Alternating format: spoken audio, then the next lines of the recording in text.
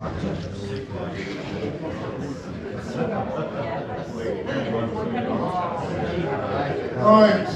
we could take a seat, folks, for our last but by no means least speaker. Not that we have any least speakers at all, they're all great. I just said to Mike, how should I introduce you then? The nutter who taught himself how to handle venomous snakes, and he said, yeah, I think, actually, I won't. Mike runs Rattlesnake Canyon, one of the few reptile and amphibian retail outlets licensed to give DWA species, and that's all I'm going to say. I'll hand you over to Mike. Thanks, Mark. Good afternoon, everybody. As Mark says, my name is Mike Connerbeer, and I run a reptile shop over in Birmingham, not too far away, a shop called Rattlesnake Canyon. I'll give you a bit of an introduction on what we're going to do. So these are going to be the contents of my talk. Going into things like licensing considerations, my aim is to give you a little bit of an overview. If you guys want to start keeping yourself, this is the sort of things you might come up against. Experience and knowledge where to get it. And then I've got a fair few bits of species in there as well. So, a little bit about me. 25 plus years, that's wrong. 35 plus years. I started back in 1989 in the pet and aquatic and reptile trade. My first interview ended up with the question of, what music are you into? Very strange question, but I got the job because I actually said something specific. My person who interviewed me is sitting over at the back laughing his head off remembering that. DWA experience, yes, I probably worked with DWA for around 25 years. Starting with things which I imported directly from Africa, predominantly Ghana. We had things like kaboom vipers, puff adders, green mambas, that sort of thing. Nice way to ease myself into it, and as Mark said, I am totally self-taught. Not something that's possibly recommended, but we'll move past that. So, shop, I spent 15 years working at a garden centre up in Cannock, set up their reptile department and became their pet department manager for about 10 years. I then moved on, and now we have our own shop, which has been there for just over 15 years. Within 6 months, we had the DWA in store, semi-reluctantly from our council, because previous DWA licensed stores in the area had issues. Fortunately, the licensing officer at the time knew that I was friendly with John Foden, the former manager here, and knew that I'd done a lot of work and I was trustworthy. He didn't know me very well though. We became the first shop in Birmingham to be approved by the council for the sale of DWA. Now, technically, there's no need for that approval. Going by the licence as it was when I took the DWA sales on, all I had to do was notify them that I was going to do it. But they decided we needed to be approved, and after a bit of to and fro-in, we got sorted, and we are now, as I say, the only shop in Birmingham. And one of a handful of shops in the country. I think there's less than 10 of us around that deal with DWA. Certainly on the sales side of it, there are some shops that have DWA on display, but on the sales side, it's got to be less than 10 in the UK. One thing I will say: anything that you see in the talk today is what works for me. It may not work for you. So we all have different ways and methods of doing things, and we all have different ideas on things. I was talking earlier with regard to the use of Venom Defender gloves. Not personally a fan. Again, I'll go into some of that a little bit later on with the handling equipment. But there's lots of things that different people do and methods that they use. All I can say, with the time I've done, this is what's worked for me, and I've not been bitten yet. Well, we'll stick a yet on the end because you can never say that you won't be.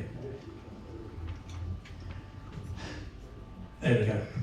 DWA keeping isn't for everybody, and it doesn't make you any more special. It just means you've got a niche area that you like. I was just saying this with Tim earlier at the back. His area that gives him the enthusiasm for reptile keeping generally is his venomous. So, not everybody will do it. And there's also people I've spoken to who've gone, I couldn't do it because I get nervous, I get shaky, whatever it might be.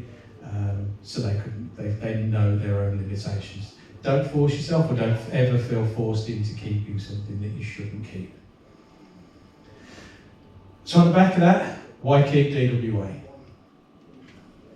Pros. Everybody thinks you're brave. You're not. You're really not. You're just stupid. And I'll admit to it, and I'm sure every other DWA keeper will do. It is one of the things that I get thrown at me a lot. You must be brave, you must have balls of steel, all of this lot. No, not at all. There's no bravery involved in it at all. Anything that I do as safely and as carefully as I can to prevent any bites. As I say, so far I've not been bitten, but accidents can happen, and the unpredictable things can be there.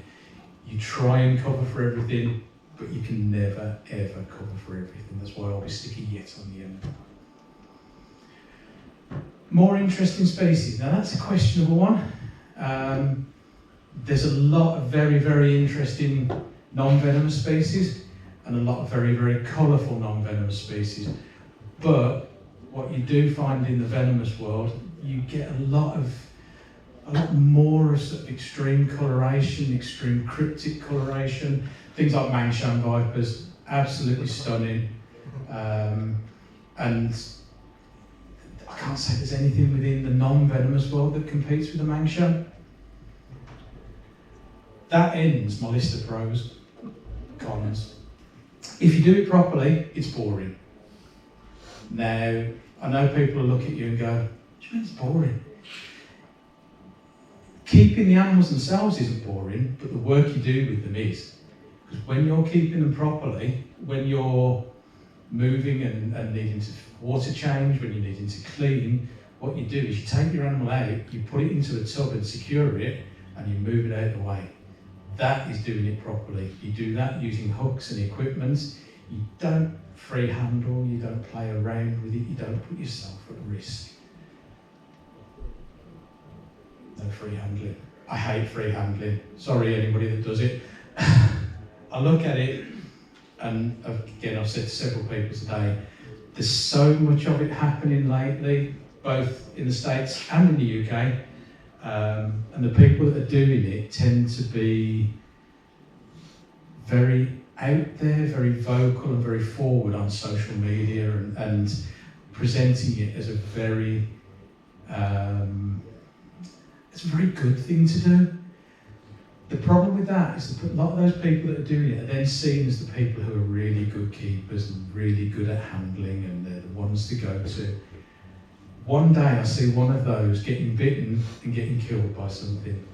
At that point, the rest of the hobby is screwed. Because they'll go, this person who's put all of this free handling in and all of his abilities can't do it, so you can't. Okay? So if you do it, keep it to yourselves. Don't show it off. Nothing brave about it. Bite risks. Obviously, first thing it's going to do is lead to hospitalisation. Now, if you're lucky, you'll get a doctor that knows what they're doing, and everything will go all right. If you're not, then hopefully the bite wasn't as bad as it started out and could have been. It can lead to loss of limbs, loss of fingers. We were talking earlier about the bite risk through the gloves. I've got a friend who got bitten through a glove and lost a finger. I look at it and go, was it just the finger because of the glove, or was it just a loss of the finger because of the bite? Again, that's another one of your risks. Lasting damage. So things like the venom can damage things like kidneys, can damage your liver. It can leave you with a built-up response. So, you know, the first bite might not be that bad. The second bite might be enough to kill you. Death. Well, none of us really wants that, although it's coming eventually. But we don't want to increase the risks of it. Cost.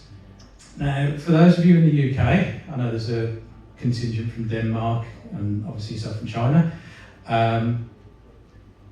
We have the licensing process. Now, that licensing process is very, very expensive. I will be honest, I meant to look into the costs currently, and I didn't. But you'll generally have a licensing cost, and you also have to have public liability insurance. Now, that public liability insurance a couple of years ago went through the roof when the main underwriter pulled out of the market. I believe it's coming down again now, but even so, you're still looking a good few £100 a year for your insurance. And then there's a negative public perception. Now, reptiles as a whole, as we know, are massively under fire, and they're attacking general things, your corn snakes, your royal pythons, your beardies. If you start having problems with venomous and pushing that out more, then again, it's going to be something that we're going to get hung by. So let's move on to the licensing considerations. Okay, so you want to get yourself a license. First thing you want to think about is your room design. So it needs to be nice and secure and locked. I tend to have handling equipment both inside and out, and multiple handling equipment. So hooks, these aren't actually my hooks, but they're ones that I sell. In my venom room currently, I've got around about 10 to 12 hooks of different sizes and shapes. Generally, I will use 2 at a time. Sometimes I'll use 1 if I'm hooking and tailing, depends on the individual. But I've also got others which are within reach, so that if I have a problem and need to drop one because the snake's wrapped around it, I can get another one to replace it. Again, a variety of different colours and sizes. Everybody loves a pink hook. Visibility from the outside. Now, this is something that's not always specified by the councils, but some do. Now, I think, yeah, there you go. So that's my venom room at the shop. You can see we've got a very large viewing panel there.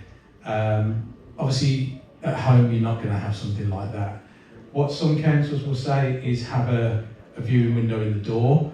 What I say these days, get yourself some little CCTV cameras. You can pick up little IP cameras for about 30 quid. Put a couple of them around the room. You can check everything and you can make sure that everything's still secure before you go in. The room there, as you can see, lockable from the handle at the bottom. We've got signage on at the top. I do need to get another sign there of the same thing put at the bottom. Something that came up in somebody else's talk that I saw. If ever there's a fire, smoke rises. If the fire brigade come in and my only sign is there, they're not going to see it. If I put the one lower down on the door, then they've got more chance of seeing that. So again, just little considerations that have come from other people. I've got protocols on there for escape of anything within the room.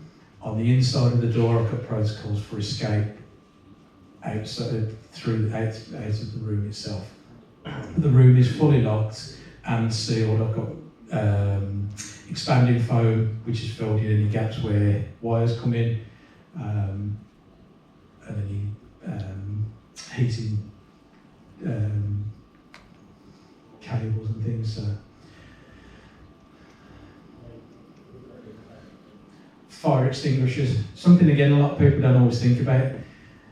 As a shop, we have to have them, but there's no harm in putting a fire extinguisher around your room somewhere. Accidents happen. I've got one in the room, and I've got one out of the room. And as I always say, try and avoid clutter in your room. You don't want to be tripping over stuff if you're working venomous. You want it as clear and as open as possible. I've seen a lot of rooms in the past where spaces between enclosures don't give you room to use a hook, because you bring a hook out and you end up with your elbow going into the glass of the tank behind you. If you're going to set up a venomous section or a venomous room, whatever it may be, give yourself as much space as possible. You want room to work. So enclosure sizes. The only thing which is currently written down, as far as I'm aware, from the point of view of what enclosures, what size enclosures animals need, is the guidance under the AAL. So I always say to people, follow that. If you follow that and you follow it to the highest standard, then you're at the top level of what is recommended and what is legally written down. If you go above that, brilliant. If you've got room to go above it, great. The enclosures want to be suitable for the species in question. So if you're keeping arboreal vipers, you don't want a terrestrial viv. I'm talking to people who keep reptiles here, but we all know it. So your application process. First thing I would do is look at your council website. Get an idea of their forms. You'll be able to download the form to apply for it, and then look at contacting them. Ideally, see if there's anybody else in your area that's got a licence. If there is, see if you can get in touch with them and approach them, see how they keep their stuff. It will come in later, but that person will be a very, very useful contact. They can give you help with animals, they can give you some time with animals before you get your own. Prepare your paperwork. So, let me see what we've got there. Yep. You want your bite protocols. Now you can get the bite protocols from the Florida Snake Bite Institute. They've got some very good written protocols which you can adapt for use in the UK. You're going to want to produce things like feeding records. A lot of the time these days the councils will treat your DWA application very similar to an AAL application. AAL is the Animal Activities Licence, which is the licence that all pet shops have to go by. A lot of them will treat it the same, so they'll want those same kind of records. So you're going to want your health and husbandry records, your temperature checks, all of that kind of thing. And then you're going to prepare for your inspection. Now your inspection is, for those of us with pet shops, a fun time. Generally for a DWA inspection, you will get an inspection with your council officer and an inspection from a vet. Sometimes they'll come together, sometimes they'll come separately. That's another cost. You normally have to pay the vet's costs, and it tends to be a vet which is selected by your council. Some councils have allowed people to select the vet, so they've got someone that knows the DWA process, but a lot say it's going to be a vet from wherever. So you get through your inspection, they go, great, you've got your licence. Where'd you get your animals from? Shops. No, I've just said there's about 10 of us around the country. Not going to get a lot of selection from those, but we can generally locate things. Breeders, again, once you're into, as it were, the venomous world, I tend to find that people know each other, and you'll find that you get to know that so-and-so keeps particular species, and they're the people you would approach to get whatever animal you're looking for. The internet. I don't think there's a section on Morph Market for venomous, but there's various forums, WhatsApp groups where DWA keepers do discuss and do advertise things that they've got for sale. The other one that I used to put on there, or I would have put on there previously, is going across into Europe. Going to Ham and bringing things back, or Houghton, used to be really, really simple. Since Brexit, it's turned into a nightmare, and so many more species have recently gone onto CITES that the cost and the inspection process on return especially at the French customs, is very difficult. Although they like the frogs, don't they? So your enclosure design, they want to be nice and secure, they want to be lockable, and they want to give you ease of access to your animals once you're in there. Now, venomous tend to lend themselves a lot more to naturalistic designs, and because you're not going in and interacting with them a lot, you can do a nice decorative setup that's not going to get disturbed. So try and do something that suits them naturally, and then label them. All venomous enclosures should be labelled. That's ours. What I've got on there, we've got the common name, scientific name, region of origin, typical venom type, and a typical recommendation on an anti-venom. All of my labels, which you'll see on the other slide of the room, are stuck to the enclosures using Velcro pads. They can be removed in the case of a bite. So that label can be taken with whoever's bitten, and the hospital knows who and what they're dealing with. So, I had a few discussions on this today. Species. Where'd you start? Now, my general recommendation, whether it's venomous or non-venomous, is that you should keep what you want to keep. Don't keep what I tell you to. Don't keep what somebody else tells you to. Because if you want to keep something different, you won't be interested in what we tell you to keep, and you'll always be looking to change to that one that you want. There are caveats that go with that. Don't start out in venomous and go straight into a black mamba. Don't start out and go straight onto a king cobra. You're going to end up with problems. However, there are some starter recommendations that come up which I disagree with. That is the biggest disagreement for me ever. Everybody will tell you start out with a copperhead or something like. Copperheads are psychopaths. They will bite you for the fun of it, and then they'll come back and bite you again and again, and you won't realise it.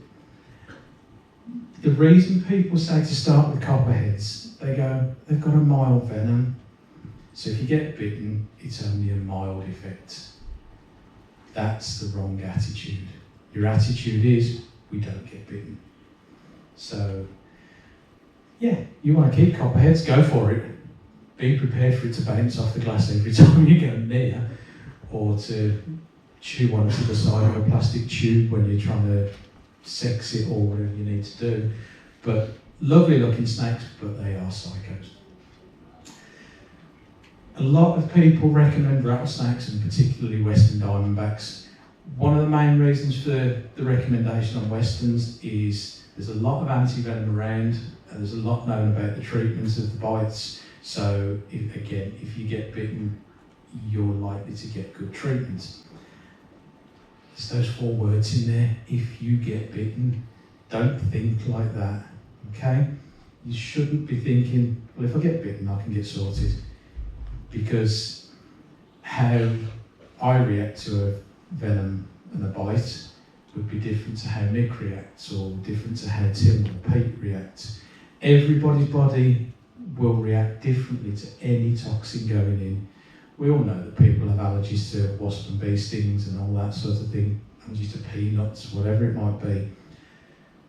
The same kind of thing can happen with a venomous snake. So you want to be doing everything possible to avoid the bite. Asian tree vipers. Now, if you're into your tree snot, as we call them, then they're wonderful. I love Trimerosaurus, the white-lipped vipers, all of that kind of group. In fact, I've got another pair coming soon.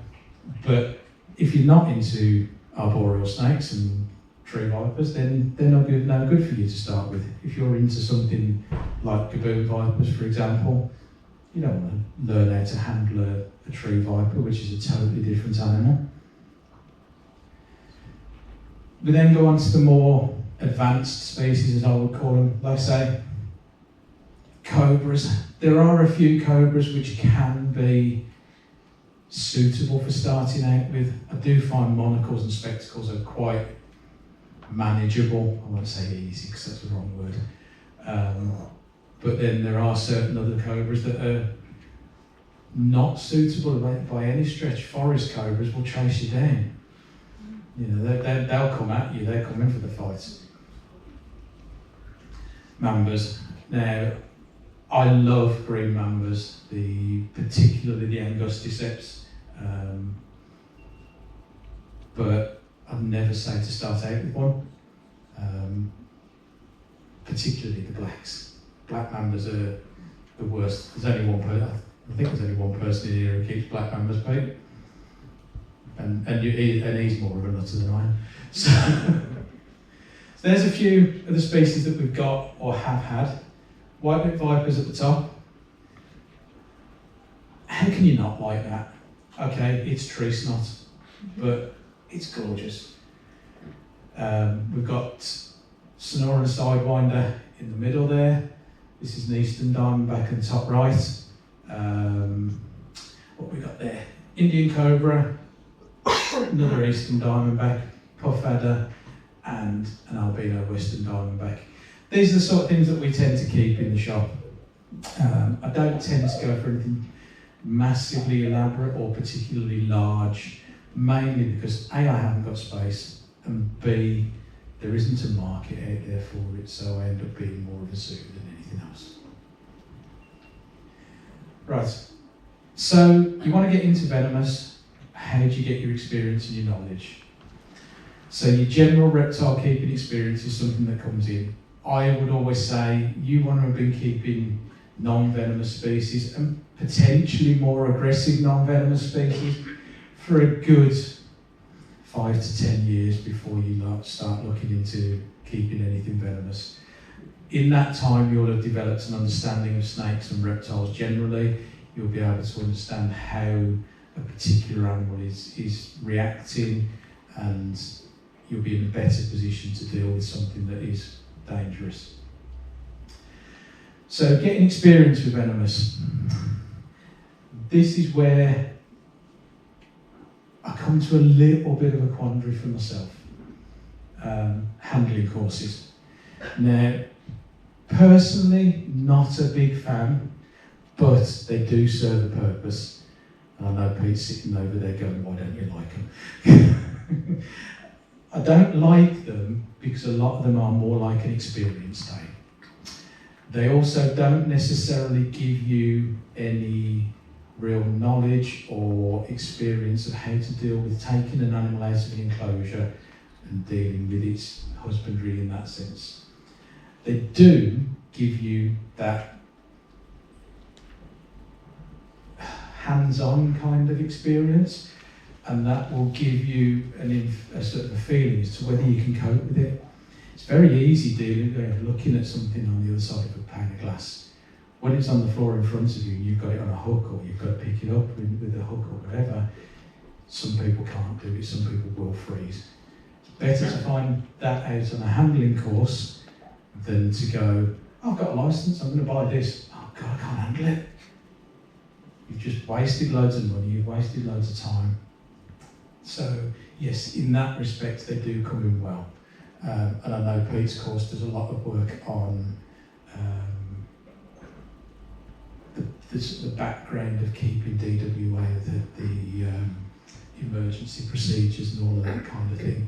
So that's very good for you. As I say, from a handling point of view, when somebody puts something in a box in front of you, it's not necessarily preparing you for dealing with it from an enclosure. Experience with other keepers, now that's where we come into mentoring, and that's where I think we should be doing more. However, the venomous community is very closed. Understandably so. You know, people don't want you coming in and playing with their animals and causing problems. And also, keepers don't necessarily want people knowing what they've got. whilst it's sort of freely available with a Freedom of Information request, all that will tell you is what's in the area. It doesn't necessarily tell you that in a particular house they're keeping these animals. It tells you that in that licence area, in that council, those animals are there. So I think doing something like that is priceless. If you can find somebody who's willing to give you that experience, then you'll be in the best position ever. We then move into knowledge. Now, books. There's some cracking books on venomous and venom treatments. There's one just called Venomous Snakes, which is a handbook for the American Navy, and that's got so much information in. I bought it off Amazon and I paid about 30 quid for it. I've looked for it for friends now and it's up over 100 quid. So it's a hard one to get, but if you can get it and you're interested in it, that's definitely something to do. There's plenty of other books out there. The thing with books over the internet, and you'll find the same with any general knowledge and anything for the reptile side of it, it's peer reviewed. It's generally something that's, it's got substance to it. It's not somebody sat at home typing it in on Wikipedia. Online resources, there you go. Trusted ones, now that's the difficult part. What you want, I mean, you can look online and you can find various venomous handlers, various people doing free handling, doing videos about how to keep things, but are they actually people who know what they're doing? If you're going to get into venomous, approach people who keep them. Come to me, message me at the shop, come and see me at the shop, whatever you want to do. Who do you recommend? I'll point you at people. If you're in an area that I know somebody that's in, I'll get in touch with them and try and link you up and that sort of thing. There we go. Other keepers. So people who have kept. There's a lot of people that I know who've pulled out of venomous. A lot of people pulled out when the insurance problem happened. But they've still got that knowledge. Brian's just retired from keeping, hasn't he? But if you approached him, he can answer your questions. There's a lot of people who've pulled out who will still be there to help you out. They want the hobby to continue. And that's pretty much me done. A few thank yous. The main one being to my daughter for putting that together. And a thank you for everybody for sitting and listening.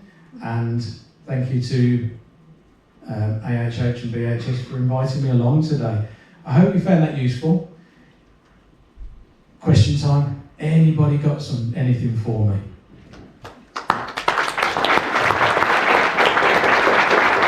Thank you.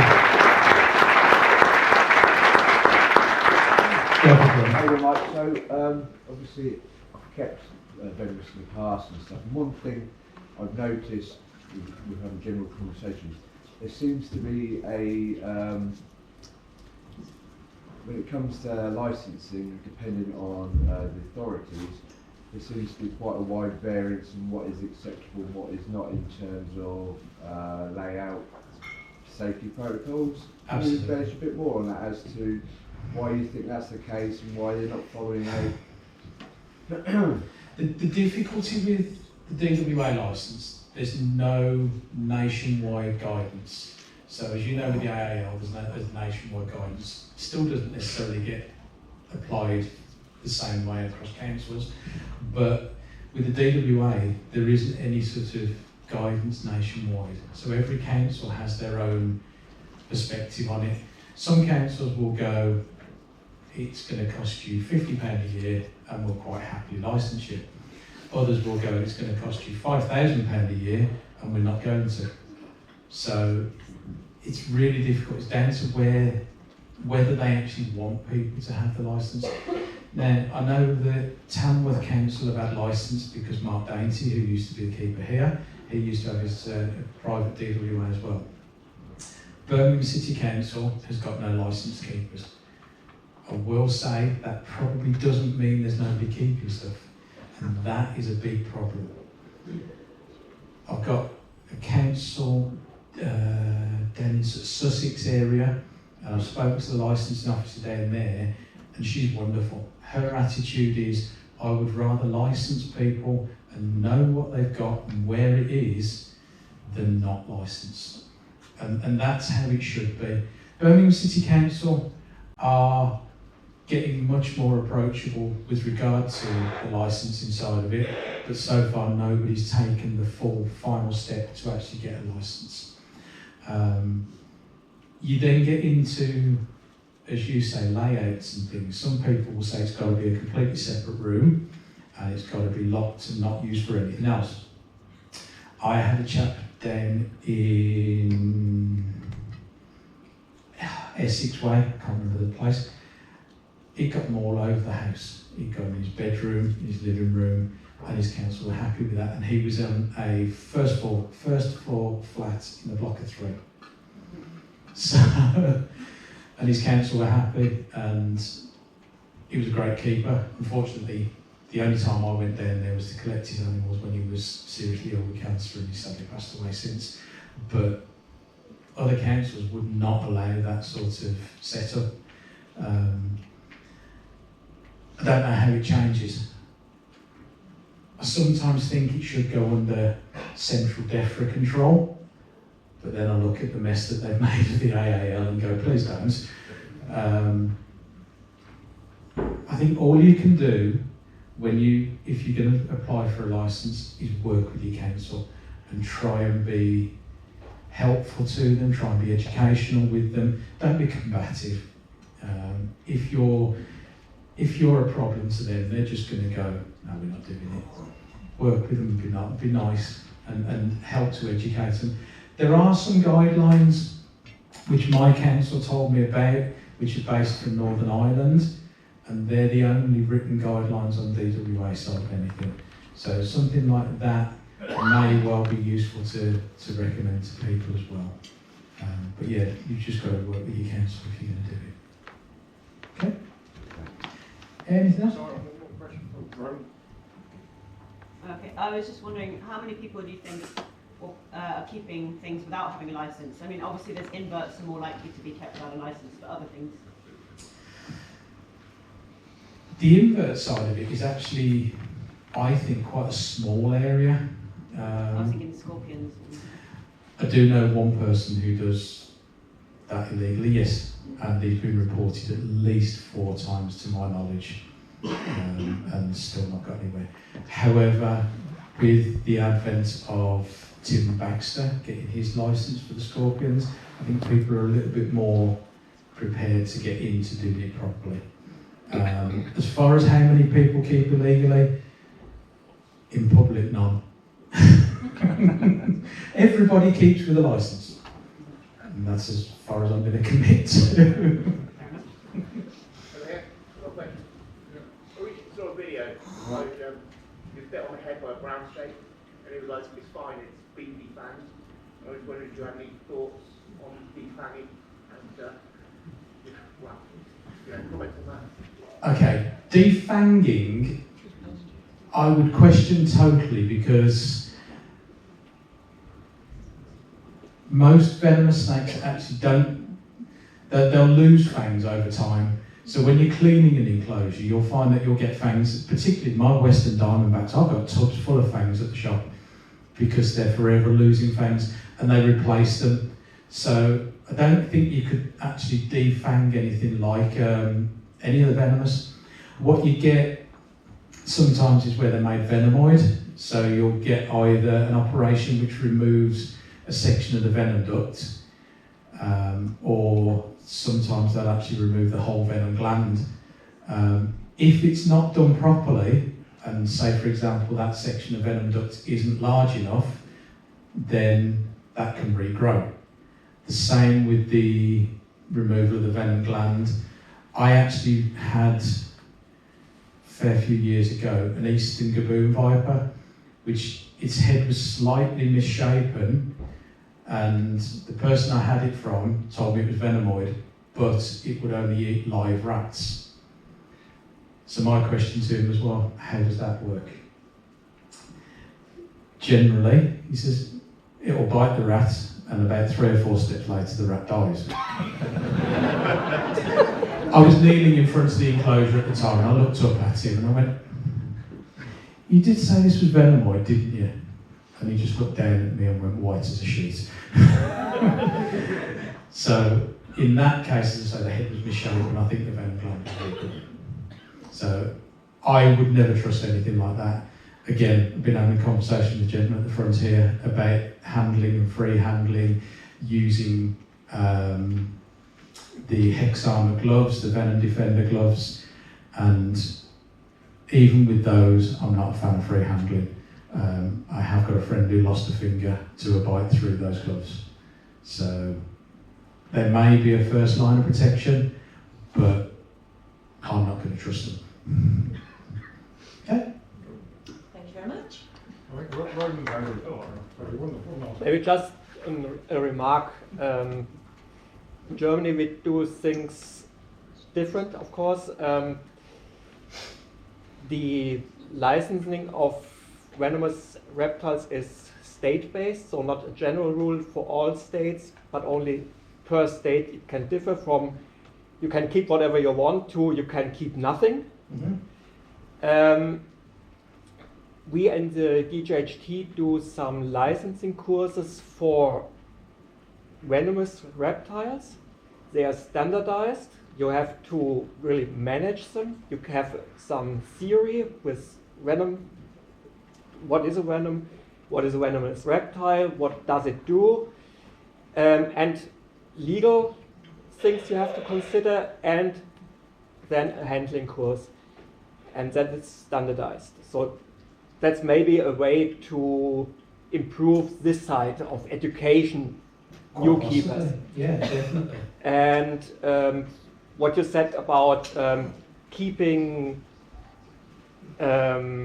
aggressive, non-venomous species, I don't keep any venomous, but I have spilotas and other things.